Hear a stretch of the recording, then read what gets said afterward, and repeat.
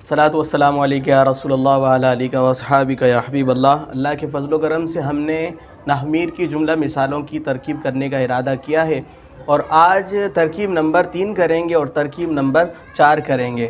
تیسری ترکیب ہے اضرب، فعل امر کا صیغہ ہے، اور چوتھی ترکیب ہے لا تضرب، اور یہ فعل نہیں کا صیغہ ہے۔ اور یہاں پر اس وقت طلبہ کرام بھی یہاں موجود ہیں اور ان کو بھی ہم سمجھائیں گے۔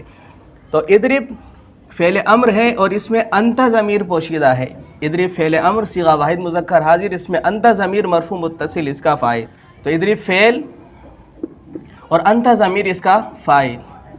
فعل اپنے فاعل سے مل کر جملہ فعلیہ انشائیہ ہوا۔ اسی طرح لا تضرب کی ترکیب ہوگی کہ لا تضرب فعل، اس میں انت ضمیر مرفوع متصل اس کا فاعل۔ لا تضرب فعل اور انت ضمیر مرفوع متصل اس کا فاعل۔ فعل اپنے فاعل سے مل کر جملہ فعلیہ انشائیہ ہوا۔